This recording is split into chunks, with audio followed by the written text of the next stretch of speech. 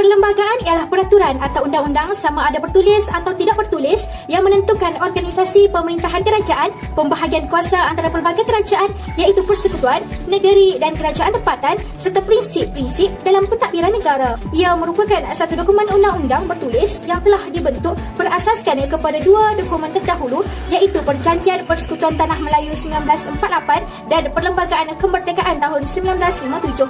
Ia merupakan undang-undang tertinggi dan menjadi sumber dan punca kepada semua undang-undang. Perlembagaan Malaysia telah digubar berdasarkan nasihat daripada Suruhanjaya RAI yang telah melakukan kajian dalam tahun 1956. Antara peranan perlembagaan yang menjadi tonggak utama dalam negara kita, Malaysia, ialah yang pertama, dapat mewujudkan pemerintahan yang adil. Kewujudan perlembagaan dari segi sejarah berdasarkan tolak ansur antara kaum dalam beberapa perkara seperti hak keistimewaan orang Melayu, bahasa Melayu, agama Islam dan lain-lain.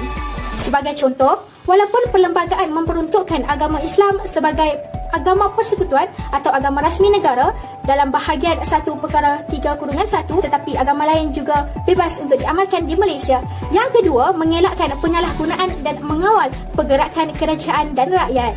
Perlembagaan Persekutuan Malaysia bukan sahaja memperuntukkan kuasa kepada pemerintah tetapi juga kepada rakyat. Berlakunya pembahagian kuasa dan dapat mengelakkan daripada dominasi kuasa oleh sesuatu pihak. Terdapat beberapa peruntukan khas tertentu untuk Yang di-Pertuan Agong serta Sultan atau Raja atau Yang di-Pertuan Negeri. Dalam hal ini, walaupun baginda mempunyai bidang kuasa tertentu tetapi segala tindakan mereka adalah tertakluk kepada perlembagaan. Yang seterusnya adalah alat penyelesaian masalah. Perlembagaan adalah undang-undang tertinggi negara dan menjadi rujukan utama dalam pengumbalan undang-undang. Sebarang masalah dalam pembuatan undang-undang atau rujukan hukuman kepada seseorang warga negara adalah berasaskan perlembagaan negara. Kontrak sosial dalam perlembagaan memainkan peranan penting dalam menyumbang dan menghasilkan keharmonian dan keamanan dalam masyarakat pelbagai kaum di Malaysia. Walaupun tidak termetai secara bertulis, perkara-perkara yang dipersetujui dalam kontrak sosial dapat dilahirkan dan dilihat dalam perlembagaan persekutuan. Ia dipersetujui, difahami dan dihormati oleh 3 majoriti etnik. Pada dasarnya, perlembagaan dilihat seolah-olah cenderung untuk mendukung hak-hak orang Melayu. Ini dapat dilihat dalam beberapa peruntukan khas iaitu yang pertama adalah kedudukan Islam sebagai agama persekutuan dalam perkara 3.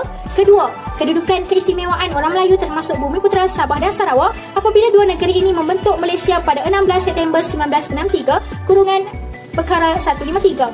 Seterusnya, yang ketiga adalah bahasa Melayu sebagai bahasa kebangsaan perkara 152 dan keempat adalah kedudukan Raja-Raja Melayu dalam perkara 38.